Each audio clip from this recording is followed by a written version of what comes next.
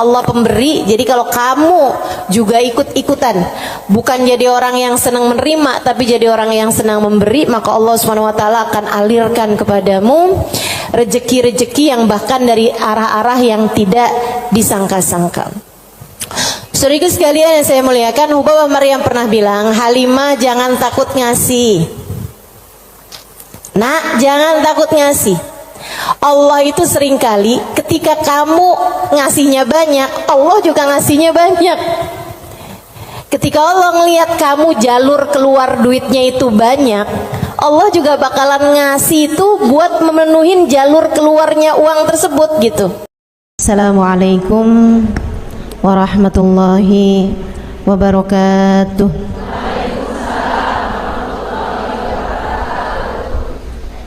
Alhamdulillah, wassalatu wassalamu ala rasulillah Muhammad ibn Abdillah wa ala alihi wa sahbihi wa man wala. Subhanaka la ilma lana illa ma 'allamtana innaka antal alimul hakim. Rabbi shrah li sadri wa yassir li amri wahlul 'uqdatan min lisani yafqahu qawli, amma ba'du.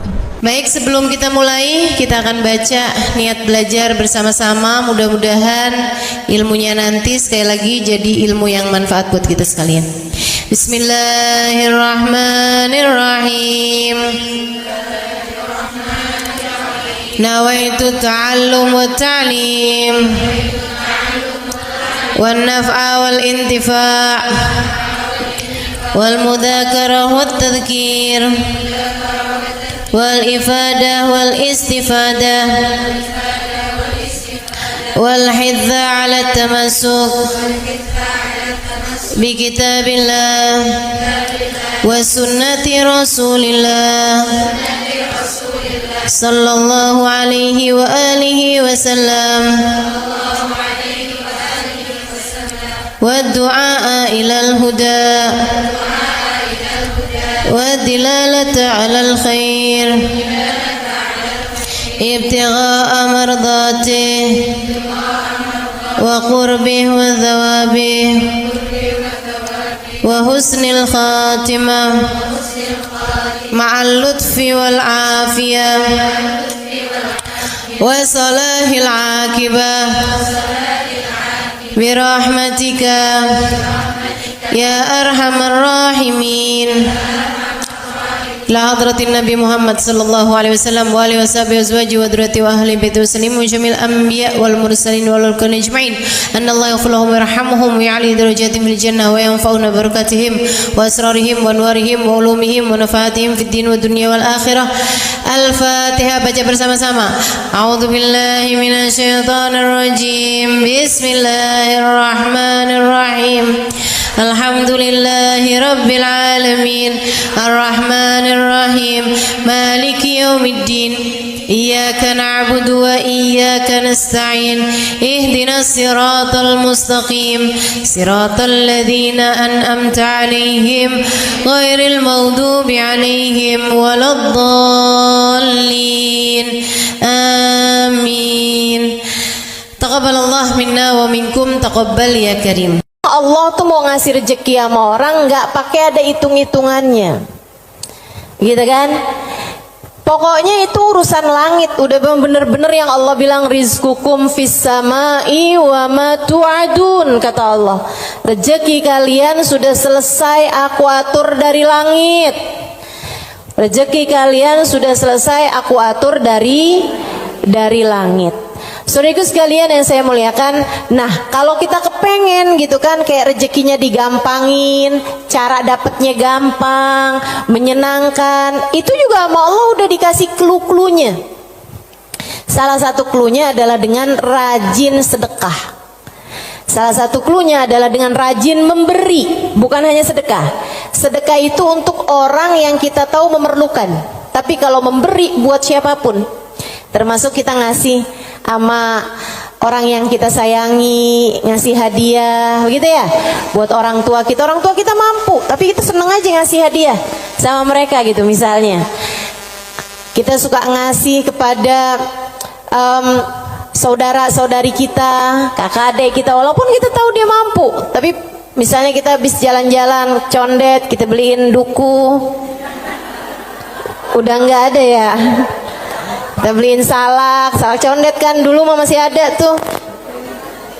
Ingat tuh. Gitu. Saudara sekalian yang saya muliakan, itu memperbanyak rezeki, mempermudah rezeki, mempermudah jalurnya rezeki yang sudah Allah Subhanahu wa taala bagikan kepada kita, teman-teman saya sekalian. Nah, ini saya ingat ucapan Hubabah Maryam Al-Haddar, guru saya almarhumah. Beliau itu orang paling dermawan yang pernah saya kenal. Pasti ada banyak orang-orang dermawan, tapi orang paling dermawan yang saya kenal Hubabah Maryam Al-Haddar. Saudara sekalian, beliau tuh kalau bepergian bisa jadi lupa bawa uang buat belanja, lupa bawa uang buat apa, tapi nggak pernah lupa bawa uang buat sedekah. Karena memang ini orang satu senengnya ngasih luar biasa. Siapapun aja dia kasih. Anak-anak ketemu dia kasih, orang tua ketemu dia kasih. Dan dari Hubabah Maryam tuh saya juga jadi ngerti bahwa ternyata semua orang suka dikasih. Subhanallah loh. Semua orang tuh seneng aja dikasih gitu. Walaupun dia orang mampu sekalipun gitu ya, tapi kalau dikasih tuh kok seneng aja gitu. Betul nggak? Ini yang katanya Nabi Muhammad, tahadau tahabu, saling beri hadiahlah kalian, maka kalian akan semakin saling sayang, semakin saling cinta. Makanya para ibu mesti yang besar hati buat selalu bisa ngasih sama anak-anaknya, para istri ngasih buat suaminya, begitu kan ya, saudara ngasih buat saudaranya dan seterusnya gitu. Itu memang adalah bagian dari kita pengen cari ridha Allah SWT. Irhamukillah dengan cara memberi tersebut itu ya, ngambil sifatnya Allah SWT. Allah tuh mu'ti, Allah pemberi. Jadi kalau kamu juga ikut-ikutan, bukan jadi orang yang senang menerima, tapi jadi orang yang senang memberi, maka Allah SWT akan alirkan kepadamu rezeki-rezeki yang bahkan dari arah-arah yang tidak disangka-sangka. Saudara sekalian yang saya muliakan, Hubabah Maryam pernah bilang, Halimah jangan takut ngasih. Nak, jangan takut ngasih. Allah itu seringkali ketika kamu ngasihnya banyak, Allah juga ngasihnya banyak. Ketika Allah ngelihat kamu jalur keluar duitnya itu banyak, Allah juga bakalan ngasih itu buat memenuhin jalur keluarnya uang tersebut gitu. Atau Hubabah kayak begitu, jangan takut buat ngasih, nak, jangan takut buat ngasih. Subhanallah, itu sering saya inget-ingetin tuh, jangan takut buat ngasih, jangan takut buat ngasih. Kadang-kadang tuh orang punya banyak aja, kalau mau keluarin duit tuh kayak disuruh keluarin separuh nyawa gitu, penuh perhitungan ya. Makanya ada satu cerita, salah satu dari habaib teriak-teriak manggil anaknya. Misalnya anaknya namanya siapa? Husein misalnya. Sen, Sen. Anaknya sebelah saya ada yang namanya Husein. Sen. Si Husein ini kan dia dengar panggilan tapi dia nggak tahu ayahnya ada di mana. Dia bilang, "Ma, Abah ada di mana sih, Bah? Ini Husein, Bah. Lebek, Bah."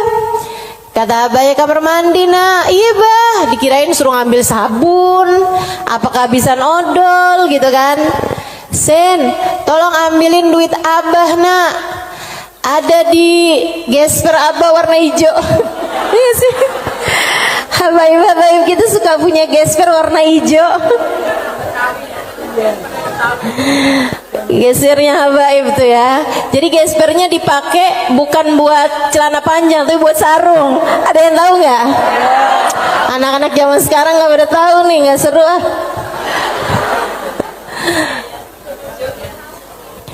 Dia bilang, ambilin duit Abah, nak. Kasihin kepada keluarga fakir miskin di jalan apa gitu, udah disebutin nama dia.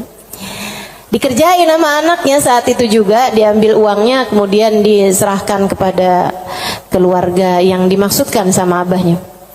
Habis dia pulang, dia bilang sama abahnya, "Bah, abah kenapa sih bah sampai repot-repot lagi di kamar mandi, bukan nunggu aja ntar keluar." Abahnya bilang, "Nak, kalau keluar setannya lain lagi." Emang sedekah tuh kalau nggak cepet-cepet dikeluarin lain lagi tuh. Coba aja kamu ngeliat orang nih, ya ampun kesian banget, mau ngasih nih kayaknya 100.000 deh misalnya gitu. Kita inget nih di dompet kita ada 100 ribuan gitu kan. Pas kita buka dompet, tapi banyak juga loh orang kayak gitu, 50.000 aja apa ya gitu. Kelihatan ada duit yang hijau 20 ribuan. Terakhir keluarnya berapa? 5.000. Ada yang pernah begitu? Mana orangnya? Saya. Urusan sedekah luar biasa. Kalau nggak cepet-cepet dikerjain, luar biasa setannya teman-teman sekalian. Makanya mudah-mudahan Allah Subhanahu wa taala selamatkan kita dari segala sifat pelit-pelit ini nih. Baik itu yang namanya syuh ini udah pelit yang banget pelitnya, ataupun bakhil orangnya ya. Kalau yang tadi atas syuh orangnya namanya syahih. Kalau yang kedua nih bakhil, yaitu orang yang pelit sama apa yang dia punya, ama yang jadi miliknya dia mau ngeluarinnya tuh penuh dengan perhitungan. Dan gayahnya, puncaknya orang pelit yang kayak beginian nih, puncaknya pelit adalah dia sampai berusaha untuk bisa yang wajib-wajib pun jadi nggak wajib. Gimana caranya gitu? Kayak bayar zakat gitu kan, mikir-mikir mau bayar zakat harta 2,5% dari harta kita di akhir tahun. Itu kan kalau mau dicari-cariin jalannya biar nggak keluar zakat, bisa teman-teman, bisa. Terutama nih orang-orang kayak saya nih, belajar fikih kelamaan, belajar fikihnya lama, saya tahu persis cara mengelabui hukum Islam. Tetapi teman-teman saudaraku sekalian, ilmu ini walaupun saya mengetahuinya, saya tidak akan mengamalkannya buat diri saya pun juga buat orang lain. Kenapa gitu? Kamu sedang mengelabui siapa? Bukankah Allah Maha tahu segalanya? Kamu mau nih gimana caranya biar duit saya nih nggak saya zakatin? Oh, kamu begini. Misalnya gitu ya. Sekedar dirubah bentuk duitnya itu. Jadi tanah, jadi rumah, kan zakatnya setahun lagi. Bisa aja kayak begitu. Akan tetapi teman-teman saudaraku sekalian, sekali lagi ini pengelabuhan urusan dunia. Tapi kalau urusan di hadapan Allah Subhanahu wa taala, Allah tahu segalanya. Allah paham niatmu, mau deket haul, mau deket waktunya wajib mengeluarkan zakat, kamu beli tanah biar duit kamu berubah jadi tanah untuk menghindarkan kewajiban zakat. Allah paham betul urusan apa yang ada di dalam hatimu itu. Jadi janganlah sok-sokan cari-cari. Mungkin ada pendapat lain yang bikin ini jadi nggak wajib, misalnya gitu kan. Ada aja, bisa aja teman-teman saudara sekalian. Orang yang belajar fikih bertahun-tahun itu akan ngerti caranya hal-hal yang seperti itu. Tapi tentu saja kita tidak akan mengamalkannya, sebab yang kita cari bukanlah pandangan manusia, yang kita cari bukanlah hukum dunia, akan tetapi yang kita cari adalah yang di sisi Allah Subhanahu wa ta'ala. Saya jadi ingat sama Syaiban. Ini yang dianggap sama Imam Syafi'i sebagai salah satu guru-gurunya Imam Syafi'i. Imam Syafi'i satu hari ditanya sama muridnya Imam Ahmad bin Hanbal, siapa aja guru-gurumu tuan? Sebutin sama Imam Syafi'i, fulan bin fulan, fulan bin fulan, fulan bin fulan. Kata Imam Syafi'i, Syaiban Ar-Ra'i. Siapa? Syaiban Ar-Ra'i. Kok saya nggak pernah dengar ya yang satu ini? Imam Syafi'i itu orang pinter, saudaraku sekalian, sangat pinter. Nih saya ceritain kecerdasan, kepandaian Imam Syafi'i. Imam Syafi'i itu kalau mau ngafal halaman 276, 277-nya ditutup dulu. Kenapa gitu? Karena kalau saya kelihatan suka ikutan masuk juga. Kecerdasan jenis apa itu coba? Ini kayaknya udah tingkat langit ke-7 nih cerdasnya nih. Itu bisa-bisanya gitu. Saya kalau mau ngafalin halaman misalnya 276, saya baca berulang-ulang, itu pun juga masih belum apal-apal gitu kan. Besokannya lagi saya ulang lagi, besokannya lagi saya ulang lagi juga gitu. Karena kalau nggak diulang-ulang ntar kayak suka gampang lupa nggak sih? Saudaraku sekalian yang saya muliakan, ini buat ibu-ibu sih kayaknya nggak relate deh. Kita nih kadang-kadang baca surat Al-Kafirun aja bu, ujungnya nggak ke bawah-bawah. Bismillahirrahmanirrahim. Qul ya ayyuhal kafirun la a'budu ma ta'budun wa la antum a'biduna ma a'bud wa la ana a'budu ma abattum wa la antum a'biduna ma a'bud wa la ana a'budu ma abattum wa la antum. Mana dia nih ujungnya nggak kena-kena. Imam Syafi'i hafal Quran di usia 7 tahun seperti kita hafal surat Al-Fatihah sekarang. Kita hafal surat Al-Fatihah kan nggak kebalik-balik tuh. Apal aja biar sambil goreng, sambil apa aja yang namanya Fatihah mah nggak pernah keliru ya bu ya. Nah itu Imam Syafi'i hafal Al-Quran 30 juz kayak kita hafal surat Al-Fatihah sekarang. Disampaikan oleh guru kami Sayyidil Habib Umar bin Hafid. Teman-teman sekalian, gimana enggak tuh Imam Syafi'i itu belajarnya kayak gitu tuh modelannya tuh. Dulu Imam Syafi'i itu orang sangat nggak punya teman-teman. Imam Syafi'i itu duduk di majelisnya Imam Malik. Itu beliau pertama hadir duduknya di luar aja, nggak dicatat, dengerin aja. Karena nggak istilah katanya nggak ikutan bayar sekolahnya, jadi dia di luar gitu kan. Satu waktu habis selesai murid-murid pada keluar, gurunya nih ngeliatin si anak ini dipanggil sama gurunya gitu. Terus tanyain, belum Imam Malik ini ya, gurunya yang masih awal, masih dasar. Tanyain gitu, nak, tadi apa yang saya terangkan? Dia bisa ngulangin semua yang diterangin sama gurunya 100%. Habis itu gurunya bilang, nak kenapa kamu nggak duduk di kelas saya? Dia bilang, karena saya nggak ikutan bayaran. Nggak apa-apa, duduklah nak di kelas saya akan berbangga dengan kamu bisa duduk di kelas saya. Dah tuh Imam Syafi'i. Kalau mau ngafalin halaman sebelah, halaman yang sesudahnya tuh ditutup dulu sama beliau, karena gampang banget masuk, asal kelihatan kelebetan udah langsung masuk. Kecerdasan yang luar biasa teman-teman saudaraku sekalian yang saya muliakan. Nah ini satu waktu ditanya sama muridnya Imam Ahmad bin Hambal, guru-gurumu siapa aja tuan? Sampein si ini. Kenal, rata-rata Imam Ahmad bin Hambal kenal, mereka adalah ulama-ulama pada masa tersebut gitu, yang disebut sama Imam Syafi'i, Syaiban Ar-Ra'i. Baru nggak kenal. Siapa tuh Syaiban Ar-Ra'i? Ra'i dia bilang, kata Imam Syafi'i, tukang gembala kambing. Penasaran, pengen dong kenal. Oh ya, nanti saya akan ajak kamu. Satu hari diajak nih sama Imam Syafi'i, Imam Ahmad bin Hambal diajakin pergi ke tempatnya Syaiban Ar-Ra'i. Di mana diajakinnya? Di tempat gembalaan kambing. Sambilan tuh kambing digembala, Syaiban sholat. Kambingnya semua makan rumput, dianya sholat. Habis saya sholat, di Imam Syafi'i sama Imam Ahmad bin Hambal duduk di situ. Assalamualaikum warahmatullahi wabarakatuh ya Syaiban. Waalaikumsalam warahmatullahi wabarakatuh.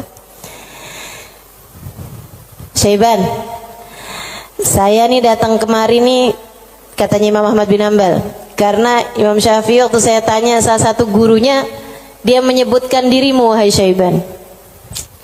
Emang Syafi'i ini ada-ada aja. Tawadu kan, bukan yang ya gitulah saya. Walaupun saya kelihatannya penggembala kambing ya, tapi jangan remehkan. Saya gurunya Imam Syafi'i, enggak gitu. Dia bilang, Imam Syafi'i ini emang ada-ada aja. Bagaimana mungkin penggembala kambing seperti saya jadi gurunya Imam Syafi'i? Kata Imam Syafi'i, Syaiban, Saya datang kemari ini mau bertanya beberapa permasalahan. Oh iya, boleh. Apa pertanyaanmu? Yang pertama, kami mau tanya kepadamu urusan sholat. Kalau kamu nih ngerjain sholat, terus kamu lupa Syaiban, ini udah 2 rakaat apa baru 1 rakaat ya? Apa yang harus kamu lakukan wahai Syaiban? Syaiban jawab, ala madhabina au ala madhabikum. Sesuai madhab kalian atau sesuai madhab saya? Oh, Syaiban punya madhab, maaf, Syaiban punya madhab. Katanya Imam Syafi'i, emang ada 2 madhab nih dalam masalah ini? Iya, tentu saja. Madhab kalian selalu berbeda dengan madhab saya. Oh, boleh kami tahu kalau sesuai dengan madhab kami gimana Syaiban? Kalau madhab kalian, kalau lupa berapa rakaat sholat, ngambil rakaat yang sedikit, kemudian sesudahnya sujud sahwi. Iya benar, kata Imam Syafi'i, benar. Begitu memang yang disampaikan oleh baginda kita Nabi besar Muhammad sallallahu alaihi wasallam. Kalau madhab kalian gimana Syaiban? Kata Syaiban, kalau madhab kami, madhab ahli tasawuf, madhab hamba-hamba dekat dengan Allah Subhanahu wa taala, madhabnya para wali lah boleh dibilang. Dia bilang kalau kami sholat menghadap Allah tapi kami sampai lupa berapa rakaat kami menghadap kepadanya, artinya kan pikirannya kemana-mana. Dia adalah orang yang sudah kurang ajar kepada Allah. Dia harus dihukum dengan puasa setahun dan qiyamul lail setahun. Itu hukuman buat orang, itu pelajaran buat orang yang bisa sampai lupa ngadep sama Allah Subhanahu wa taala. Ada yang mau ikutan madhabnya Syaiban?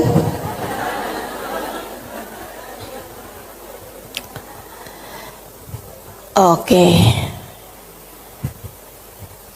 Imam Ahmad bin Hanbal dia mikir, pantesan nih orang jadi gurunya Imam Syafi'i. Nggak salah. Dia bilang pertanyaan yang kedua, wahai Syaiban, ini saya mau nanya urusan zakat. Baik. Ini kan kamu kan punya banyak kambing nih Syaiban nih. Yang kamu gembalakan nih kambing-kambing mau bukan? Iya, kambing saya, kata Syaiban. Ada kayak berapa ekor lah kambingnya. Dia bilang, berapa zakatnya kambingmu ini wahai Syaiban? Syaiban kembali nanya, ala madhabina am ala madhabikum? Madhab saya apa madhab kalian? Dia bilang, emang ada 2 madhab juga nih dalam urusan zakat ini nih? Iya, selalu ada opini-opini, pemahaman-pemahaman dalam urusan agama. Dan teman-teman, agama Islam ini satu-satunya agama yang memperbolehkan kamu untuk bahkan menyuruh kamu untuk selalu berpikir. Agama yang paling natural, agama yang sesuai sama pola pikir manusia. Kamu harus berpikir biar selamat dari api neraka. Kamu harus berpikir, gitu kan? Bahkan Allah ketika menceritakan tentang orang-orang ahli neraka, lahum qulubun la yafqahuna biha, kata Allah. Mereka punya hati, punya pikiran tapi nggak dipakai mikir. Akhirnya jadi ahli neraka. Orang selalu aja tuh fa'tabiru ya ulil albab, gitu kan? Maka ambillah pelajaran dari sini wahai yang berpikir. Disuruh berpikir. Kita ini dalam Islam ini disuruh berpikir, nggak boleh kayak yang udah ini doktrinnya agama, udah ikut aja, nggak bisa. Islam ini adalah agama yang selalu memerintahkan kamu buat berpikir. Makanya Syaiban kepikiran tuh jawaban-jawaban yang tidak sesuai dengan konteks fikih, tapi tidak salah. Teman-teman. Ya orang yang lupa rakaat, kemudian dia merasa bahwa dirinya adalah seorang yang kurang ajar sama Allah Subhanahu wa taala karena menghadap Allah, tapi kepikirannya gelambiar kemana-mana. Kalau dia kemudian menghukum dirinya sendiri dengan puasa sepanjang tahunnya, itu tentu adalah sesuatu hal yang luar biasa tingginya gitu. Seseorang yang sudah mencapai tingkat spiritualitas yang sangat-sangat berkelas. Ditanya nih urusan zakat nih. Berapa zakatnya wahai Syaiban? Katanya Syaiban, ala madhabina am ala madhabikum? Sesuai dengan madhab kalian apa sesuai dengan madhab saya? Kalau madhab kami gimana Syaiban? Orang kan buat tahu kan mesti tahu perbandingannya. Oh kalau madhab kalian 40 ekor kambing, 1 ekor kambing, 121, 2 ekor kambing, selanjutnya setiap 100, 1 ekor kambing. Iya benar. Kayak gitu tuh. Zakatnya kambing. Menurut Islam sesuai dengan apa yang sudah diajarkan baginda kita Nabi besar Muhammad. 40 1 ekor kambing, 121 2 ekor kambing, selanjutnya setiap 100 1 ekor kambing. Jadi kalau kamu punya 900 ekor kambing berarti 9 ekor gitu. Kalau menurut madhab kalian gimana wahai Syaiban? Syaiban kemudian menjawab, kalau madhab kami, saya ini budak, budaknya Allah. Innama ana abd, saya ini adalah budak, budaknya Allah. Dan seorang budak tidak memiliki harta, sebab semua harta budak adalah harta majikannya. Dan itu benar, harta budak adalah harta majikannya. Jadi kambing-kambing saya ini ya udah terserah Allah aja. Kalau diperlukan saya kasih, kalau nggak diperlukan nggak saya kasih. Kalau kemudian misalnya nih punya kambing 20 gitu kan, tapi nih lagi ada orang mau ngawinin nih, perlu 3 ekor kambing, ya udah keluarin 3 ekor kambing. Saya nggak pernah merasa memiliki kambing-kambing saya. Berapapun yang diperlukan akan saya keluarkan, sebab bukan milik saya, semua hanyalah milik Tuan saya. Saya hanyalah budak, yang saya miliki adalah miliknya Tuan saya. Tuh, hamba berkelas. Makanya mereka tuh ngeluarin duit sebanyak apapun nggak pernah merasa berat. Kenapa? Ngerasanya cuma dititipin doang, nggak pernah ngerasa itu adalah milik dia gitu. Ngerasanya cuma dititipin doang. Makanya sedekahnya gede-gede teman-teman. Berjuang dengan hartanya tuh besar-besar. Dan saya ketemu orang-orang semacam itu. Punya duit berapa ya dikeluarin segitu-gitunya tuh. Itu ketemu orang-orang yang seperti itu gitu. Masya Allah, Masya Allah. Mudah-mudahan Allah angkat kepelitan dalam diri kita, insya Allah. Semoga Allah angkat sifat bukhl dalam diri kita, sifat syuh dalam diri kita ini. Amin ya rabbal alamin. Wa amma man bakhila bil infaq fi wujuhil khairat. Adapun orang-orang yang pelit dalam menafkahkan hartanya pada jalan-jalan kebaikan, wa taraikir kurubat, dan arah-arah gurubat, arah-arah ibadah. Maksudnya kalau disuruh keluarin hartanya buat yang lain misalnya gitu ya, dia ngawinin anaknya, wuduh jor-joran tuh. Tapi kalau giliran suruh nyumbang,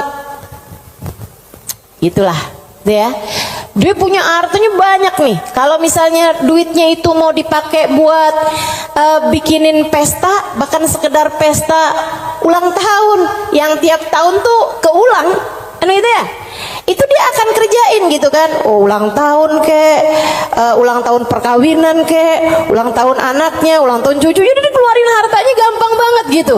Tapi giliran bikin maulid dong, ini kan lagi bulan maulid, udah banyak kok yang bikin maulid.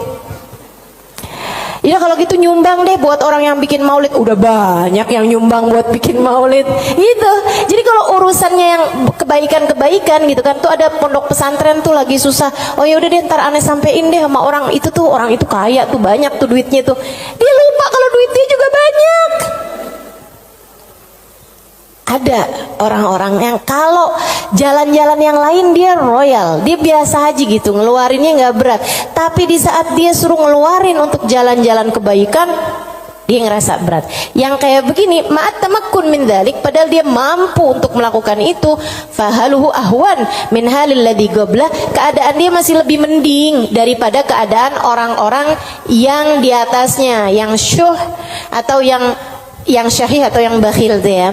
Yang atasnya itu sampai dengan yang wajib-wajib aja dia nggak mau keluarin. Kalau yang ini yang wajib sih dia keluarin sih. Yang wajib dia keluarin. Cuman kalau yang sunnah-sunnah gitu, kayak nyumbang-nyumbang, ngasih-ngasih sama orang, gitu-gitu dia tar dulu deh, duit saya juga nggak segitu banyaknya gitu kan. Ada orang nih susah-susah nih, terus dia bilang gitu, emang beneran susah anak-anak yatim gitu kan, korban bencana alam atau apa gitu, emang beneran susah. Itu juga mau ngeluarinnya kayak yang berat banget gitu. Yang kayak beginian gimana nih? Ahwan minal ladzi qabla, mendingan sih daripada yang sebelumnya. Sebutnya apa? Wa yusamma bakhilan aidan, disebut juga orang bakhil juga. Li'annahu qad adharal mal wa laqiba fi imsaki, karena dia mendahulukan harta untuk dirinya sendiri dan dia senang buat pegangin hartanya. Wa bakhila bi badlihi fi ma huwa arfa' lahu wa anfa' inda rabbih minad darajatil ula wal khairatil baqiyah fid daril akhirah. Karena dia itu kan bakhilnya itu menyelahkan sesuatu yang dia rasa lebih bermanfaat. Kalau dia disuruh nyumbang nih, kayak dia akan mikir yang daripada saya nyumbang, mendingan juga buat sekolah anak aja nih dulu. Mendingan buat ngirimin anak dulu aja, mendingan buat ini aja, mendingan buat itu aja. Kayak yang dicari-cari gitu keperluan dia itu, mendingan ganti horden aja, mendingan ganti karpet aja, mendingan ada pintu model baru, mendingan saya ganti pintu aja, mendingan saya. Pokoknya gitu aja gitu, daripada dia mencari-cari, maksudnya daripada dia mengeluarkan hartanya untuk urusan-urusan yang sifatnya akhirat, dia akan lebih memilih untuk yang buka cabang aja, buka usahanya lebih luas aja, mendingan ini aja, mendingan itu aja, kayak gitu-gitu. Atau bahkan mendingan buat kawin lagi aja.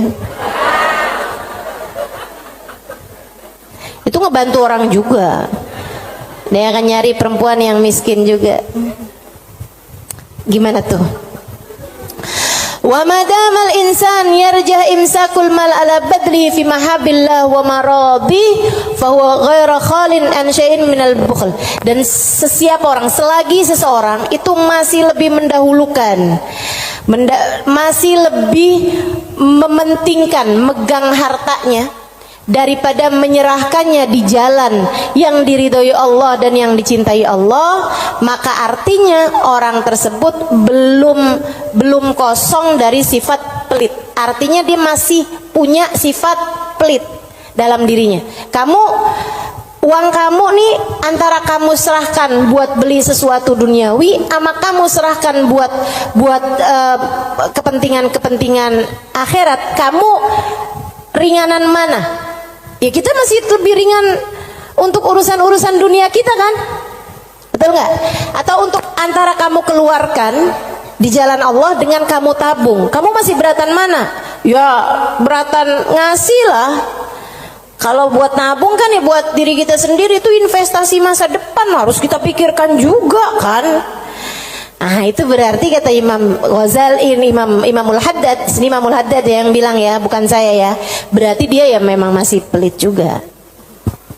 Kamu masih pelit. Selagi antara uang kamu pakai buat tabungan sama uang kamu serahkan untuk jalan-jalan kebaikan, kamu masih memilih untuk nabung. Berarti ini kayaknya kita semua masih pelit lah ya. Udah kita sepakatin aja dah. Masih pelit semuanya, ya Allah, ya Allah. Makanya masih harus terus-terusan berdoa. Allahumma inni a'udzubika minal ajzi wal kasal wa'ud. Allahumma inni a'udzubika minal hammi wal hazan wa a'udzubika minal ajzi wal kasal wa a'udzubika minal jubni wal bukhl wa a'udzubika min ghalabatid dain wa qahrir rijal. Itu masih harus terus-terusan kita baca teman-teman, tiap hari, tiap pagi kita baca doa itu. Ya Allah, beri kami hidayah untuk bisa ringan tangan dalam memberi, enggak terus-terusan pelit sama apa yang kami miliki ya Allah. Wala yakunul insan jawadan sakhiyan hatta yakuna badlul mal fi mahabbillah arja inda wa ahab ilaih min imsaki. Dan seseorang itu belum bisa disebut dermawan, belum bisa disebut sakhi, belum bisa disebut orang karim, orang dermawan sampai dia merasa bahwa menyerahkan uang di jalan Allah lebih dia sukai daripada menabung, daripada pegang duit itu, daripada dia nggak ngasihnya di jalan Allah gitu. Kalau kamu ngerasa masih ngasih itu lebih berat daripada kamu pegang, nah itu berarti kamu masih pelit. Tapi kalau kamu ngerasa udah yang ngasih lebih kamu sukai daripada kamu pegang, gitu ya, itu berarti kamu adalah seseorang yang dermawan.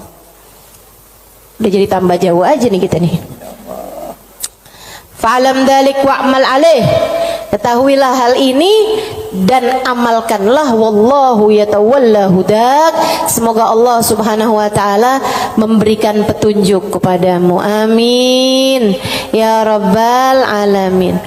Wa minal muhlikat, dan salah satu dari sifat-sifat yang dapat menghancurkan seseorang, salah satu dari sifat-sifat penghancur amal ibadah seseorang, salah satu dari sifat-sifat yang dapat meluluh lantakkan dirimu, menurunkan nilaimu di mata Allah Subhanahu wa taala adalah al-ghurur, sifat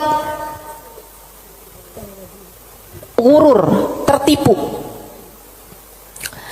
Apa tuh tertipu? Wa makna, arti tertipu adalah an yulabbisul insan ala nafsih. Dia bikin samar kepada dirinya sendiri, wa yuriyahal umur ala khilafi ma hiya alaih. Dia memperlihatkan kepada nafasnya, kepada dirinya, ala khilafi ma hiya alaih, tidak sesuai dengan fakta yang ada. Wadzalik lidu'fi basiratihi 'ala din, dan yang seperti ini adalah karena lemahnya pemahamannya, basirahnya, basirah itu pandangan hati, lemahnya pandangan hati dia fiddin, dalam urusan agama, wa qillati ma'rifatihi bihaqaiqi, dan sedikitnya pengetahuan dia dengan hakikat-hakikatnya agama, walijahli li afatil a'mal wa mawaqa'id syaitan, dan karena yarhamukillah banyak bener sih, ada gak? Walijahlihi, dan karena ketidakfahaman dia biafatil a'mal, dengan penyakit-penyakitnya amal, wa makaid syaitan, dan tipu dayanya syaitan, wali ghalabati hawa nafs alaih, dan karena menangnya hawa nafsu menghadapi dia, wa rukunihi ila amaniha wa khuda'iha, dan karena tenangnya dia dengan angan-angannya dirinya sendiri serta tipu dayanya dirinya sendiri. Waqad qalallahu ta'ala, dan Allah Subhanahu wa taala telah menyampaikan, muhadziran li ibadihi minal ghurur, memberi peringatan kepada hamba-hambanya tentang bahayanya ketertipuan ini. Kata Allah Subhanahu wa taala, ya ayyuhan nas inna wa'dallahi haq, wahai sekalian manusia, sesungguhnya janji Allah itu benar. Fala taghurranakumul hayatud dunya, janganlah kehidupan dunia menipu kalian, wala taghurrannakum wala yaghurrannakum billahil ghurur, dan janganlah ghurur, tipu daya, menipu kalian dari Allah Subhanahu wa taala. Wa qala ta'ala fi wasfi ba'dil mughtarrin, dan Allah Subhanahu wa taala telah mensifati sifatnya orang-orang yang tertipu dengan firman Allah Subhanahu wa taala dalam akhir surat Al-Kahfi, alladzina dhalla sa'yuhum fil hayatid dunya wa hum yahsabuna annahum yuhsinuna sun'a. Mereka adalah orang-orang yang sesat jalan mereka di dunia, akan tetapi mereka menyangka bahwasanya mereka telah berbuat banyak kebaikan-kebaikan dunia. Banyak banget nih. Nanti Imam Ghazali, Imam Al-Haddad akan menerangkan tentang mereka-mereka ini. Wa qala ta'ala, dan Allah Subhanahu wa taala juga menyampaikan, walakinnakum fatantum anfusakum wa tarabbastum wartabtum wa gharratkumul amani hatta jaa amrullah wa gharrakum billahil ghurur. Ini ayat sebelumnya sangat indah sekali nih teman-teman. Sebentar saya akan bukakan. Kata Allah Subhanahu wa taala, walakinnakum fatantum anfusakum, akan tetapi kalian telah menipu diri-diri kalian sendiri, wa tarabbastum, dan kalian menunda-nunda, wartabtum, dan kalian merasa ragu, wa gharratkumul amani, dan kalian tertipu dengan angan-angan kalian sendiri, hatta jaa amrullah, sampai datang ajal menjemput kalian, wa gharrakum billahil gharur, dan kalian telah tertipu, dan tipu daya telah menipu kalian dari Allah Subhanahu wa taala. Al-Hadid ayat 14. Al-Hadid ayat 14.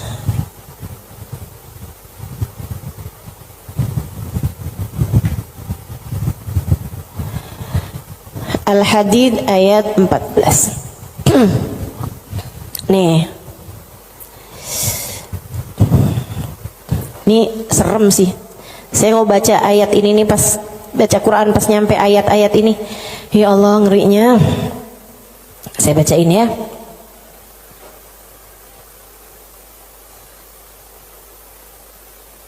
Dari mana ya enaknya nih ya? Dari ayat 11 deh.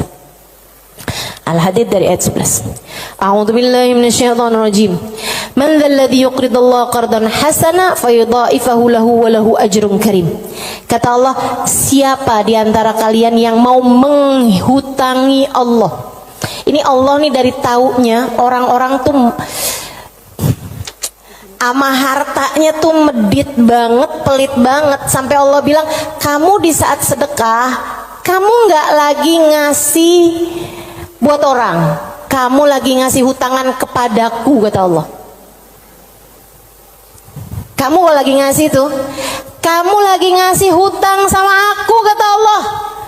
Man dzalladzi yuqridullaha qardan hasana, siapa yang menghutangi Allah dengan hutangan yang bagus. Hutangan yang bagus tuh ada orang miskin dikasih. Ya, ada orang yang kepengen sekolah, nggak mampu sekolah, kamu sekolahkan. Ada janda-janda yang kepengen usaha, nggak punya modal, kamu modalin, gitu kan? Ada orang tua-tua yang emang udah nggak bisa lagi usaha, kamu berikan nafkah bulanan kepada mereka gitu. Ada yang lagi ngebangun misalnya pondok pesantren atau masjid yang memang tidak akan kembali berupa keuangan ya, maksudnya secara langsung gitu kan. Nah itu semuanya ini disebut sebagai jalan-jalan kebaikan. Allah menyebutnya sebagai qardhan hasana, hutangan kepada Allah. Kenapa Allah bahasanya sampai pakai utang? Dan yang hutang itu Allah, kayak Allah tuh lagi yang tenang, utang, aku akan bayar. Dan aku kalau bayar nggak main-main, aku lipat gandakan minimal 10 kali lipat. Dan teman-teman, saya sih nggak tertarik sama urusan 10 kali lipat. Kamu sedekah balik 10 kali lipat, saya nggak terlalu tertarik sama itu. Saya tertarik sama sesuatu yang kita nggak bisa beli pakai uang, yang kita nggak bisa beli pakai uang. Itu yang lebih membuat saya tertarik ketika bersedekah. Maksudnya gini nih, kalau misalnya kayak kalau kamu ngasih 100.000, Allah bakal gantikan dengan 1 juta, 10 kali lipat kan? Saya nggak terlalu tertarik tuh sama yang begituan. Saya lebih tertarik kalau kamu kasih 100.000, Allah akan berikan kepadamu Halimah sesuatu hal yang bahkan kamu nggak bisa belinya dengan uang. Dan itu nyata teman-teman. Kamu nggak bisa beli kesolehan anakmu. Mau beli di mana? Mau beli di mana? Kamu pergi cari apapun, kamu nggak bisa beli kesolehan anakmu. Kayak apa rasanya kamu bangun di waktu malam, terus kamu lihat, kok kamar anak saya nih lampunya masih nggak gelap semuanya ya. Biasanya kalau tidur dia gelap semua. Kamu buka pelan-pelan kamar anakmu, karena memang kamu udah bilang sama anakmu untuk kalau tidur jangan dikunci misalnya gitu. Kamu buka kamar anakmu dan di sanalah kamu lihat di jam 2 malam, jam 3 malam dia sedang bersimpuh di atas sejadahnya. Kamu bisa beli di mana hal kayak begituan? Saudariku sekalian yang saya muliakan, kamu punya anak-anak hatinya baik-baik. Bahkan kamu punya suami hatinya menyayangi kamu dengan tulus, bisa beli di mana? Kamu memutuskan untuk pakai skincare, pasang filler, kamu udah sulam alis, sulam bibir, kamu bahkan mungkin oplas, nambahin tingginya hidung, belum tentu bikin hati suamimu sayang padamu, betul? Beli di mana tuh rasa sayangnya suami kepada seorang istri? Belinya sama Allah Subhanahu wa ta'ala. Sebab Allah yang menggerak-gerakkan hati manusia. Saudaraku sekalian yang saya muliakan, Allah tuh kalau kamu kasih hutangan sama Allah Subhanahu wa ta'ala, kamu sedekahkan hartamu di jalan Allah Subhanahu wa ta'ala, Allah bisa bayar kamu dengan hal-hal yang gak bisa kamu beli pakai uang. Keberkahan kehidupan, kesolehan hati anak-anak, rasa sayang, rasa cinta di hati suamimu kepadamu, hati yang damai, kehidupan yang tenang, hati yang bahagia dalam taat pada Allah Subhanahu wa ta'ala. Bahkan hidayah, inayah, taufik dalam dirimu, teman-teman saudariku sekalian. Gimana caranya mau beli? Kamu bisa bangun di waktu malam, kemudian 2 rakaat, 4 rakaat, 6 rakaat kamu mengerjakan ibadah pada Allah. Kemudian kamu beristighfar, kemudian kamu berdoa, kemudian kamu menyebut-nyebut namanya. Kenikmatan yang kayak begituan kamu gak bisa beli pakai uang. Itu hidayah dari Allah Subhanahu wa ta'ala. Suamimu gak mau sholat kecuali dengan berjamaah, itu hidayah dari Allah Subhanahu wa ta'ala. Yang beginian nih hidayah-hidayah menuju kepada surga Allah Subhanahu wa ta'ala. Hati lapang, hidup bahagia, hati tenang, gak bisa dibayar pakai uang. Gak bisa dibayar pakai uang.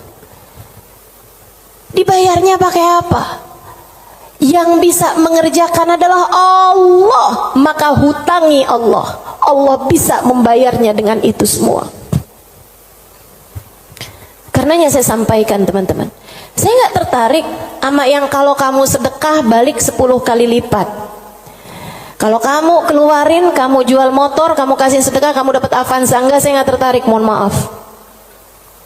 Bukan karena saya nggak tertarik sama pemberian Allah, tapi pemberian Allah yang masih bisa dibeli dengan uang, itu adalah pemberian-pemberian yang tidak berkelas. Allah bahkan memberinya kepada orang paling kafir di atas muka bumi sekalipun.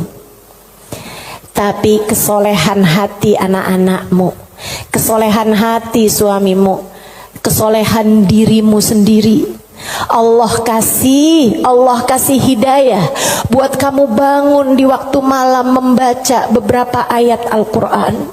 Allah kasih kamu bangun di waktu malam, kamu menengadahkan tangan berdoa kepada Allah SWT. Saat itu Allah, setiap kali kamu memanggil ya Allah, ya Allah, ya Allah, Allah menjawab labbaik ya abdi was'adaik, labbaik wahai hambaku, apa yang kamu mau, apa yang kamu mau, minta apa yang kamu mau. Ampuni dosa-dosa saya ya Allah. Allah bilang labbaik hambaku, aku ampuni dosa-dosamu. Mudahkan saya berbuat kebaikan ya Allah, labbaik hambaku, labbaik hambaku. Aku akan memudahkanmu berbuat kebaikan. Kasih saya ilmu yang manfaat ya Allah, labbaik hambaku. Aku akan beri padamu ilmu yang manfaat. Saudariku sekalian yang saya muliakan, yang ini nih tidak akan Allah berikan kecuali kepada hamba-hambanya yang Dia cintai. Assalamualaikum warahmatullahi wabarakatuh.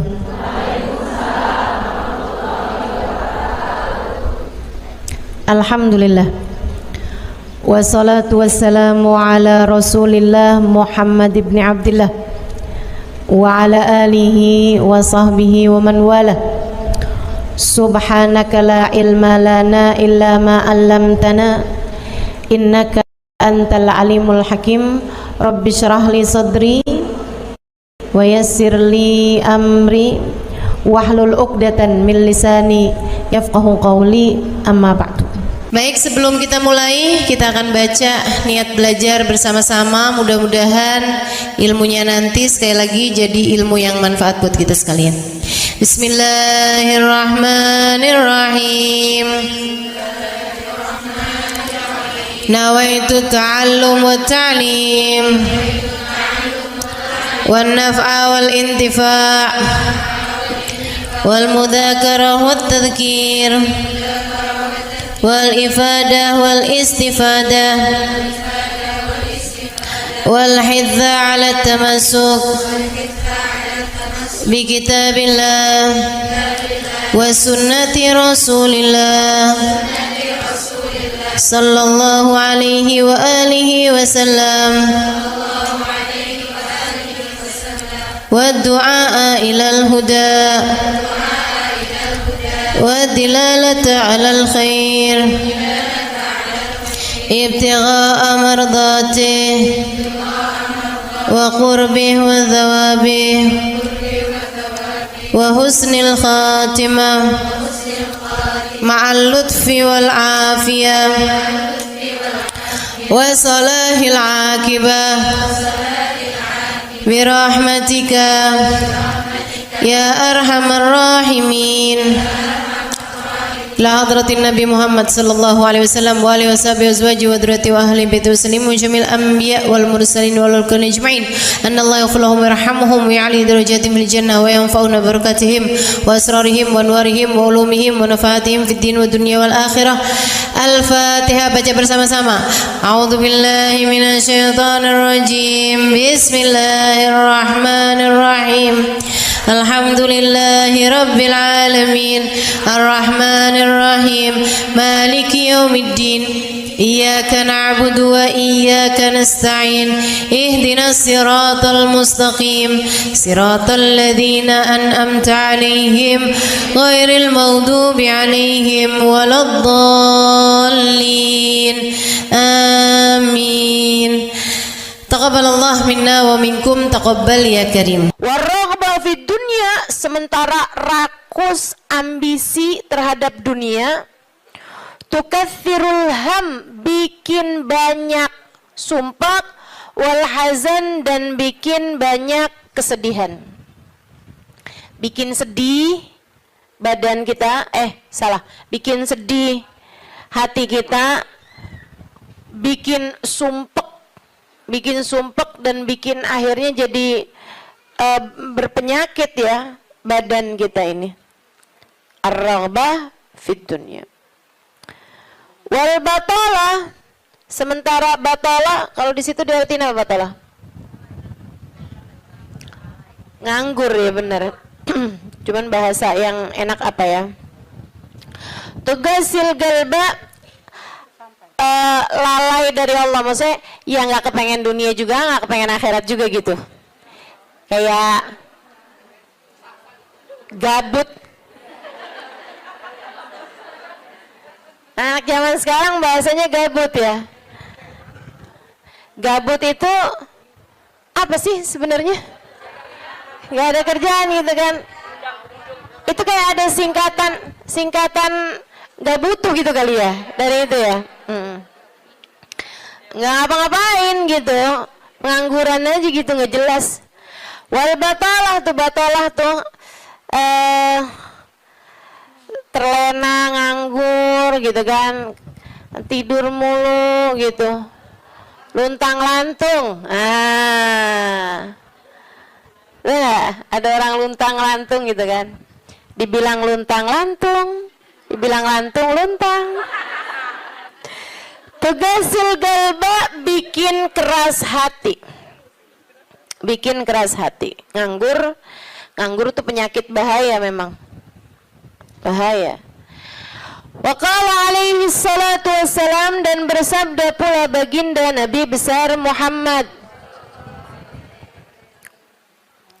Naja awalu hadhil umma bizzuldi wal yaqin. Awal umat ini terselamatkan dengan zuhud wal yakin, dan dengan keyakinan yang kuat.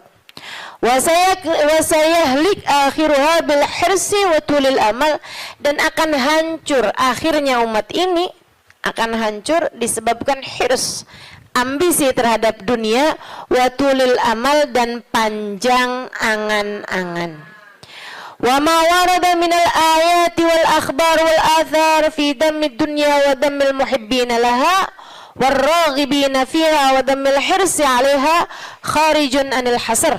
Dan apa yang warid, apa yang datang dari ayat, hadis, athar itu yang disampaikan oleh Nabi maupun para ulama, fi dammid dunya, dalam celaknya dunia, maksudnya mengenai betapa buruknya dunia, betapa buruknya orang-orang yang mencintai dunia, betapa buruknya orang yang ambisi terhadap dunia, dan mil hirs 'alaiha, betapa buruknya orang yang rakus terhadap dunia.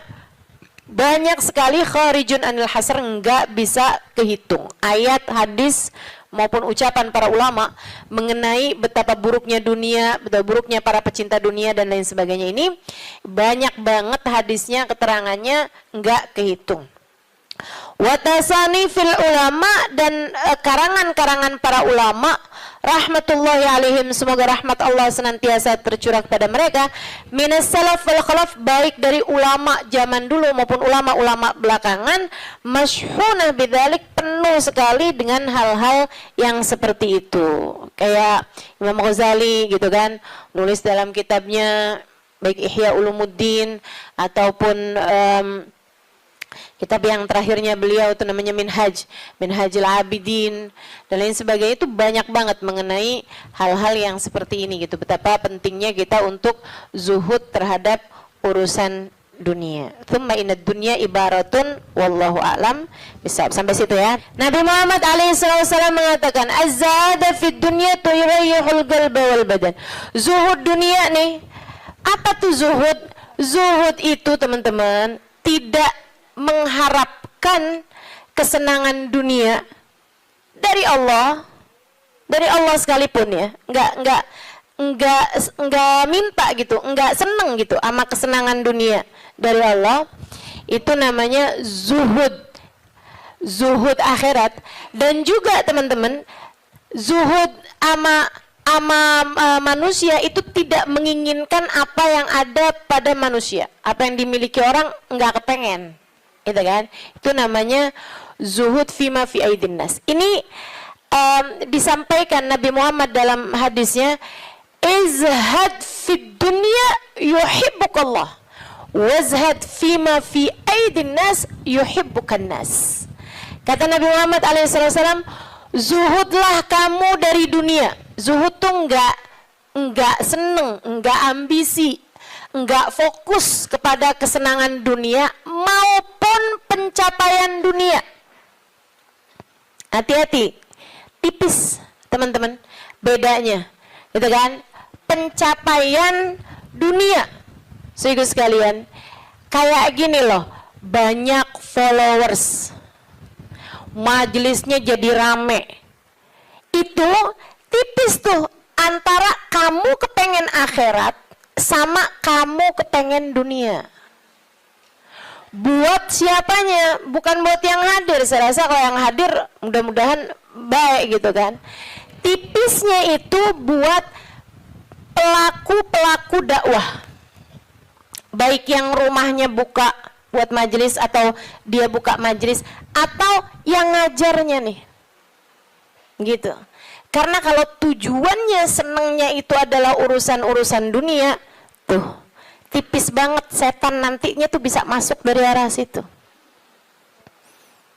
Dari arah situ masuknya. Izhad fid dunia, kata Allah Subhanahu wa taala. Makanya dari tipisnya nih yang saya sebut tadi itu ya, kayak keinginan kamu tuh dunia apa akhirat, keinginan kamu tuh pujian manusia atau pujian Allah. Itu sampai-sampai banyak dari para wali-walinya Allah Subhanahu wa taala meninggalkan kemasyhuran dunia karena khawatir sama hatinya. Banyak saudaraku sekalian. Sampai ada di antara para wali itu yang sampai berpura-pura nyuri, sampai dikejar orang gitu kan. Kenapa dikejar orang? Karena yang dia curi adalah bajunya seorang perempuan yang lagi mandi. Ada orang lagi mandi, wali loh yang ngerjain. Untung belum zaman viral internet ya. Ini kalau zaman viral internet kayak apaan tuh orang ngejudge dia tuh kan, udah nganggepnya udah hancur banget dah gitu. Tapi memang itu yang dicari sama beliau. Yang dicari sama beliau adalah menghindar dari kepopuleran, menghindar dari apa yang orang-orang cari dari kemuliaan dunia, karena khawatir hatinya terselip rasa keinginan untuk dianggap mulia di dunia menghancurkan kemuliaannya di akhirat. Serem bener buat orang-orang kayak saya yang sama Allah dikasih pegang mic di depan, ya kan?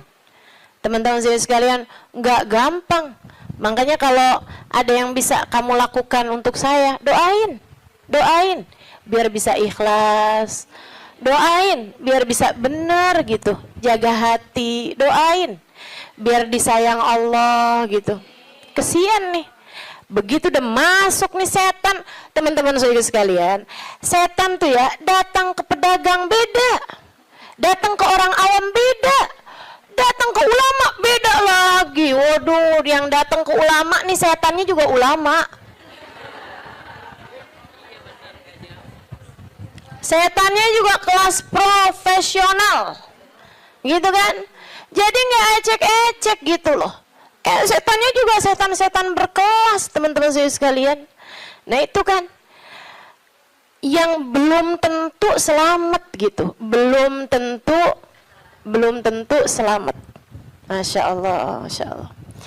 Ada tuh zamannya Imam siapa ya? Ada Imam Ghazali cerita dalam Ihya-nya.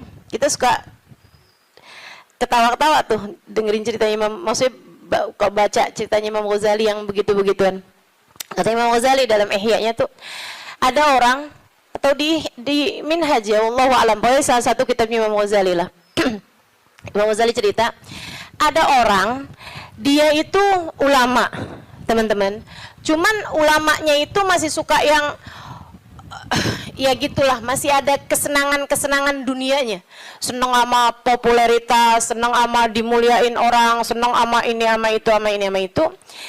Ada satu ulama khomul, ulama yang lain nih, ulama yang nggak seneng namanya terkenal, nggak seneng, dia nggak seneng sama urusan begituan, urusannya antara dia sama Allah, tapi ilmunya luar biasa.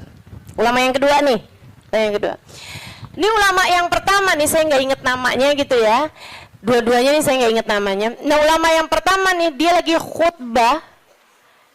khutbah Jumat, teman-teman saya sekalian, dia ngomong sesuatu yang dinisbatkan kepada ulama yang kedua yang nggak senang keterkenalan apa ini, teman-teman.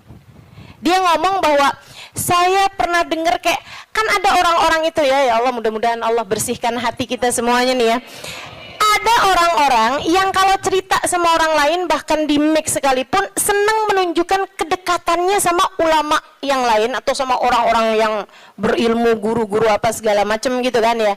Yang tujuannya adalah biar orang tahu nih, gua deket sama si ini, gua deket sama si itu. Paham maksud saya? Mudah-mudahan Allah selamatkan hati saya, mudah-mudahan Allah selamatkan hati kita semua. Jadi sekalian, dia bilang tentang ulama B nih. Dia bilang, saya pernah dengar syekh ini mengatakan gitu kan. Syekh itunya hadir di majelis tersebut. Ya. Dan yang diomongin sama Syekh A ini tentang Syekh B itu nggak pernah diomongin sama Syekh B-nya. Paham? Jadi ulama A ini bohong tentang ulama B. Bohongnya di khutbah Jumat cuman untuk menunjukkan betapa dekatnya dia sama ulama B tersebut itu. Dia ngomong kayak begitu, sehingga sekalian, tahu apa yang dikerjain sama ulama B?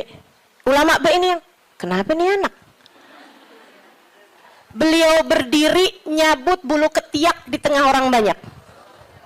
Beliau berdiri nih. Beliau berdiri kemudian nyabut bulu ketiak. Heh, Syekh, kurang ajar kamu. Ini waktunya khutbah. Saya nggak pasti itu khutbah Jumat atau khutbah yang lain nih ya. Ala kulli hal. Syekh, ngapain kamu di waktunya khutbah? Kamu malah cabut bulu ketiak. Duduk Syekh, nggak punya adab. Kata Syekh B ini, kamu yang nggak punya adab nak. Kamu yang nggak punya adab pak. Kenapa kamu mengingatkan saya untuk sesuatu hal yang sunnah? Nyabut bulu ketiak, kalau salah mah hari Jumat ya. Nyabut bulu ketiak hari Jumat hukumnya sunnah. Ala sunnah. Walimada astahi, dia bilang. Kenapa saya mesti malu? Kamu gak punya malu apa depan orang-orang kamu nyabut bulu ketiak? Bulu ketiak itu kan buat laki-laki sama laki-laki nggak aurat. Sesama perempuan aja nggak aurat. Bulu ketiak ya, maaf ya. Teman-teman sekalian, beliau bilang walimada astahi. Kenapa saya mesti malu? Ana ala haq wa anta alal batil. Saya mengerjakan barang hak, kamu mengerjakan barang batil. Dia bilang saya mengerjakan barang hak, nyabut bulu ketiak sunnah hari Jumat. Dia bilang kamu ala batil. Karena kamu menceritakan tentang saya sesuatu yang tidak pernah saya katakan. Saya Syekh Fulan, sebutin nama dia namanya. Ya Allah, merah padam mukanya. Seram teman-teman, seram. Ya gitulah. Kadang-kadang tuh sampai tipis banget keinginan dakwah atau keinginan pamer. Tipis. Setannya tuh ngebisikin sampai kayak suara semut. Katanya Nabi Muhammad alaihi salatu wassalam, "Ar-riya yadhubbu ala ummati kadhabibin naml." Riya itu bersuara di hati umat saya kayak suaranya semut. Nyaris enggak kedengeran. Enggak kedengeran suaranya. Antara kamu seneng agama Allah jadi tinggi atau kamu seneng nama kamu jadi tinggi. Tipis, segaris, bahkan lebih tipis daripada kulit bawang teman-teman. Oke, mesti terus minta perlindungan sama Allah. Ya Allah, ya Allah, ya Allah, ya Allah. Bimbing terus ya Allah, ya Allah, ya Allah. Gitu. Mudah-mudahan Allah karuniakan keikhlasan bagi kita sekalian insyaallah. Sebab yang namanya pencapaian akhirat teman-teman. Dan pencapaian akhirat kita nggak pernah tahu. Pencapaian akhirat tuh kita nggak pernah tahu. Taunya kapan? Ntar di akhirat. Namanya juga pencapaian akhirat. Taunya entar di akhirat. Saat kamu berhasil menghadap Nabi Muhammad. Saat namamu menjadi seseorang yang dikenal oleh Nabi Muhammad. Kalau mau bangga tar di sana. Kalau mau bangga ntar di sana. Saat kamu bisa melewati jembatan Sirat secepat kilat. Saat kamu bisa selamat masuk surga Allah Subhanahu wa taala. Saat kamu bisa digiring di belakang bagindamu Nabi besar Muhammad. Mau membusungkan dada saat itulah silahkan. Mau ngerasa diri sesiapa saat itulah silahkan. Mau menganggap diri berhasil mencapai kemuliaan saat itulah silahkan. Mau menganggap diri mencapai pencapaian dalam dakwah saat itulah silahkan.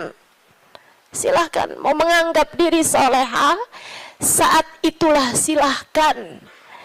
Jika sampai namamu dipanggil oleh Nabi Muhammad, jika sampai kamu diperkenankan bersalaman dengan Nabi Muhammad, jika sampai Nabi Muhammad berkata raditu biki, aku ridho kepadamu, saat itulah silakan melayang-layang teman-teman. Sebelum itu terjadi, kamu masih antara-antara, kamu masih ada di tepi jurang. Selagi itu belum terjadi, kamu masih ada di persimpangan jalan antara dinaikkan kepada Allah atau dihancurkan oleh Allah Ta'ala.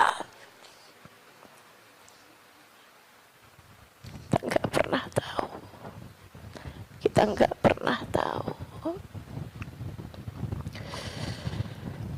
Makanya selalu minta sama Allah, ya Allah, karuniakan keikhlasan agar ngerti melakukan sesuatu hanya untukmu, ya Allah. Karuniakan keikhlasan, mengajar karenamu, belajar karenamu, buka majelis karenamu, hadir majelis karenamu, nyumbang majelis karenamu.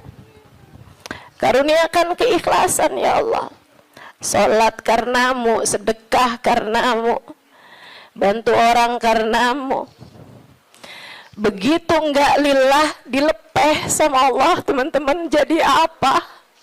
Enggak jadi apa-apa. Mau ribuan jamaah, mau kayak gimana yang terjadi juga, kalau dilepeh sama Allah jadi apa? Ditolak sama Allah, mau apa kamu? Mudah-mudahan Allah karuniakan keikhlasan.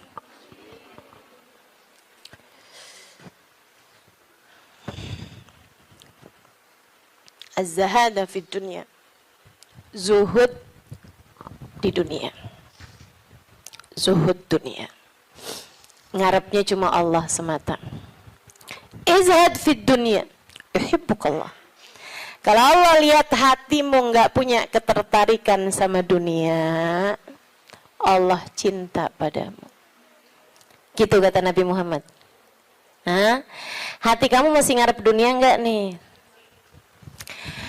Hati kamu masih ngarep harta, pandangan orang, jabatan, kemuliaan di mata manusia? Kamu masih fokus ke sana apa enggak gitu? Hati kamu masih fokus ke sana, jangan salahkan siapa-siapa. Kalau Allah pun juga belum fokus mengaruniakan rahmatnya kepadamu. Sebab aturannya jelas, kata Nabi Muhammad, izhad fid dunya yuhibbukallah. Bagaimana mungkin Allah akan menempati hatimu jika hatimu masih penuh sesak dengan selainnya? Teman-teman, kamu kalau mau taruhin di kamarmu itu lemari baru, tempat tidur baru, kamu mesti keluarin yang lama.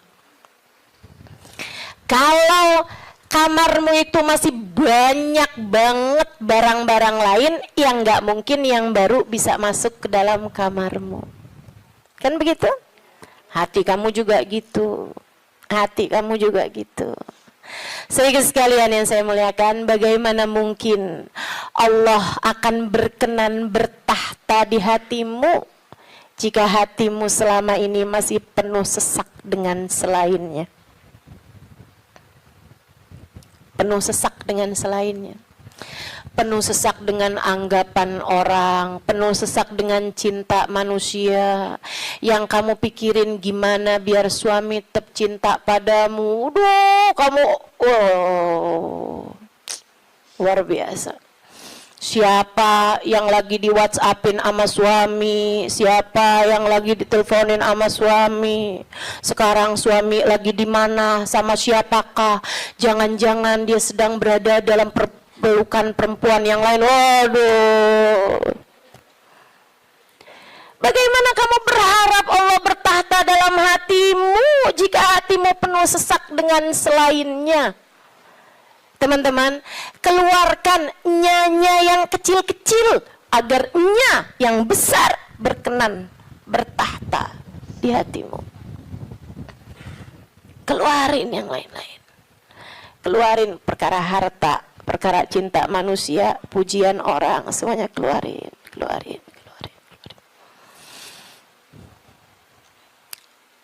Jangan selalu nanya apa yang saya inginkan, apa yang saya ingin kerjakan. Tapi selalu bertanya, apa yang Allah inginkan, apa yang Allah mau saya kerjain. Terus gitu. Hidup belajar terus insya Allah. Izhad fi dunia, kata Allah. Kalau Allah lihat hati kamu kosong dari mencintai dunia, Allah akan bertahta di dalamnya. Allah akan cinta kepadamu, teman-teman. Yuhibbukallah, kamu akan dicinta sama Allah kalau begitu. Wazhad fima fi aidin nas yuhibbukan nas. Kamu pengen dicintai sama orang, cintai disenengin sama manusia, seenggaknya gitu punya teman-teman baik, punya kawan-kawan baik gitu. Orang nggak jauh dari kamu, itu juga nggak apa-apa, bagus. Caranya katanya Nabi Muhammad, izhad fima fi aidin nas. Zuhudlah kamu dari apa yang dimiliki sama orang. Jangan selamitan, jangan kepengen apa yang dipunya sama orang. Orang nggak seneng loh kalau kita tuh kayak yang, ih bagus, mau dong. Nggak seneng, teman-teman. Ustazah kerudungannya cakep-cakep, Ustazah boleh nggak buat saya? Misalnya gitu. Saya ngomong sama Ustazah Khadijah. Tuh ya. Nggak bagus, teman-teman. Nggak bagus. Dan itu kamu nggak akan disenengin sama orang kalau caramu kayak gitu tuh. Minta aja nggak disenengin sama orang, apalagi ngambil. Kan ya? Udah pasti tuh orang nggak seneng. Orang itu, teman-teman, punya banyak sekalipun gitu kan, kalau diminta tuh, kecuali para wali-walinya Allah, kecuali para orang-orang lain itu mah tingkatannya, ya kan. Tapi kalau diminta tuh nggak seneng itu juga gitu. Walaupun mintanya nggak yang dengan bahasa-bahasa yang ini gitu, terus terang, tapi kayak bahasa sindiran gitu kan. Kerudungannya banyak, boleh kali Ustazah, yang ini cakep nih, gitu kan? Enggak boleh, nggak baik kayak begitu. Kamu menurunkan kemuliaanmu, teman-teman. Yang kata Nabi Muhammad tuh, satu titik hitam di wajahmu di akhirat nanti setiap kali kamu meminta kepada orang lain. Izhad fima fi aidin nas. Apalagi kalau sampai kamu, hati kamu nggak pernah tertarik sama apa yang dipunya sama orang. Oh, dicinta sama Allah. Saya ceritain tuh di buku Bidadari Bumi 2 tentang seorang perempuan yang diceritain sama Hubabah Nur. Sekalian saya muliakan, saya lagi ngobrol sama Hubabah cerita tentang orang ini. Tuh bahwa ada tuh 5 orang tuh. Emang bener nih hadisnya Nabi yang ini bener banget. Ra'aituhu bi'aini, kata beliau. Saya lihat dengan mata saya. Dia bilang ada satu orang alimah. Itu beliau, si perempuan ini, saya bolak-balik ngelihat di undangan, di kondangan, tuh ya, di pesta-pesta gitu, perkawinan kayak gitulah, kondangan-kondangan, bajunya itu terus. Saya tahu kalau dia ini miskin karena bajunya itu terus, gitu kan. Orang di Tarim itu kalau keluar semuanya pakai baju hitam. Nah, kalau baju hitam kan susah nandainnya kan, yang sama semua. Betul apa enggak? Sehingga sekalian saya muliakan, makanya saya suka heran gitu, Ustazah Halimah nih fashionable, apa namanya? Bener nggak ngomongnya? Lagi mana? Apa tadi?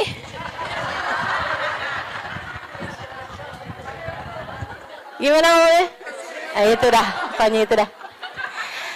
Lah orang saya tiap hari pakai hitam. Begitu ya. Sehingga sekalian, nah ini kan kalau keluar mah agak susah ditandain karena kan semuanya hitam gitu. Tapi kan kalau pas kondangan tuh, orang sana itu kalau kondangan dalam ruangan semuanya perempuan, mereka dandan. Mereka pakai baju gitu kan. Pakai baju yang berwarna-warni, ya. pakai baju warna-warni. Nggak ada yang pakai baju hitam tuh, nggak ada yang pakai baju hitam. Saya waktu enggak, dulunya nggak tahu gitu kan, saya pakai baju hitam aja gitu masuk. Buka, waduh gimana nih mau buka ya? Habisannya terus udah ngerti gitu lama-lama.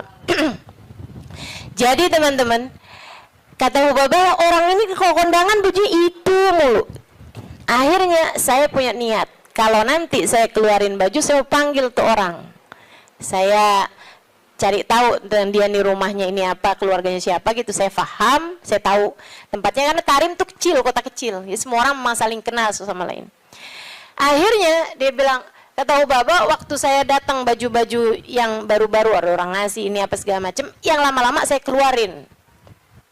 Hubabah tuh begitu teman-teman, ngajarin kepada kita jangan sampai yang aduh penuh banget, kamu masuknya iya keluarnya kagak gitu kan. Ada yang masuk, ada yang keluar. Akhirnya mau Hubabah baju-baju yang lama-lama tuh dikeluarin, bagus-bagus tentu aja ya, dan semua orang juga seneng dapat bajunya Hubabah gitu kan. Jangan terus minta, jadi kepikir nih, berangkat ke Tarim meminta baju mau Hubabah. Tentu berkah kan ya, tentu berkah, tapi ya sekali lagi jangan minta. Subhanallah teman-teman, kalau nggak minta tuh, kalau mintanya mau ntar kasih.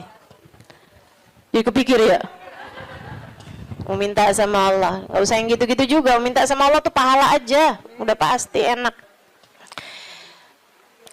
Teman-teman sih sekalian, akhirnya Hubabah itu ngeluarin baju-baju beliau, ada setumpuk lah gitu. Beliau panggil tuh orang perempuan itu, panggil sama Hubabah. Dia seneng banget, dan memang miskin banget teman-teman. Bajunya cuma itu aja, buat kondangan itu, buat keluar itu, buat sholat itu gitu. Dia cuma segitu itu bajunya gitu. Baju sholat kayak mau kena gitu, tuh ya. 2, kalau 1 dicuci kan ada gantinya gitu. Terus baju keluar dia gitu, baju hitam 1, terus baju hari-harinya dia kayak daster gitu buat di rumah, 2 potong 2 biji gitu, tuh 1-nya lagi baju buat kondangan. Udah gitu aja, simple hidupnya. Jadi sekalian dipanggil tuh perempuan sama Hubabah. Kata Hubabah, saya habis ngeluarin baju-baju nih, silahkan kamu pilih yang mana yang kamu mau, sisanya tolong bagiin, kamu yang bagiin gitu, sama siapa yang kamu mau deh gitu. Di depan Hubabah nih, majelis nih, dia bilang, oh gitu Hubabah, Masya Allah Hubabah, Masya Allah, mudah-mudahan Allah berkahi Hubabah, mudah-mudahan doain panjang lebar gitu. Saya pikir orang alhamdulillah ya, saya memberi kepada orang yang tepat nih gitu. Orangnya seseneng itu gitu dikasih baju. Makasih Hubabah, makasih. Mudah-mudahan Allah tambahin Hubabah, mudah-mudahan doa apanya. Habis itu dia sama satu, wah ini cocok nih buat ponakan saya nih. Kata, wah ini cocok nih buat teman saya sih itu. Satu lagi, wah cocok nih buat adik saya nih, ini cocok nih buat tangga saya, ini cocok. Sampai habis semuanya, nggak ada satu pun yang buat dia. Kata Hubabah, begitu semuanya buat orang lain tanpa ada satu pun yang buat orang tersebut, ya Allah, 5 saat itulah saya jatuh cinta padanya. Bener banget yang Nabi Muhammad bilang, izhad fima fi aidin nas yuhibbukan nas. Ketika kamu tidak tertarik sama apa yang dipunya sama manusia lain, sama orang lain, justru manusia akan cinta padamu. Manusia ini memang unik. Allah tuh seneng kalau ada orang seneng sama apa yang dimiliki sama Allah, Allah seneng. Allah tuh diminta seneng. Allah itu kalau ada orang tertarik sama apa yang ada pada Allah, surga, gitu kan? Itu kan yang Allah janji-janjikan kan? Allah tuh kalau melihat orang tertarik ke surga, tertarik sama hisab yang mudah, tertarik ke perjumpaan dengan Allah, tertarik, Allah malah seneng teman-teman. Manusia nih justru kebalik. Manusia tuh kalau ada orang tertarik sama apa yang dia punya, malah nggak demen terutama perempuan. Kalau ada orang tertarik sama suaminya, dia nggak demen banget tuh.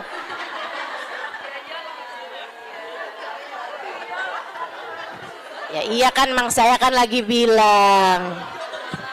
Allah kan nggak gitu. Allah punya kekasih namanya Muhammad. Kalau ada orang tertarik sama Nabi Muhammad, Allah seneng banget. Allah cinta banget, ya kan? Tapi kita kan nggak gitu. Kita punya tas. Kalau ada orang tertarik sama tas kita, boleh dong. Nggak demen kita. Betul. Kita lagi makan nih, terus ada yang kayaknya enak tuh yang di piring. Boleh nggak perkedelnya buat saya aja? Gedek apa seneng? Gedek, teman-teman, nggak seneng. Kesel kita. Gitu, emang manusia tuh kayak gitu. Sama apa yang dia punya, orang lain tertarik, dia nggak senang. Dia nggak senang. So itu sekalian yang saya muliakan, katanya Ubabah, begitu dia tidak tertarik sama apa yang saya punya, bahkan sama sesuatu yang udah saya bagiin, udah saya kasih sama dia, dia nggak tertarik terhadap dunia, saya jatuh cinta sama dia. Masya Allah. Saya langsung masuk lagi ke kamar, saya ambil baju yang saya sayangi, yang saya sukai, saya lipat bagus-bagus, saya kasihin sama dia. Saya bilang, yang ini untuk kamu, saya minta tolong sama kamu, pakailah baju ini buat kamu, saya nyari berkah dari kamu, saya pengen dapat berkah, kamu tolong pakailah baju saya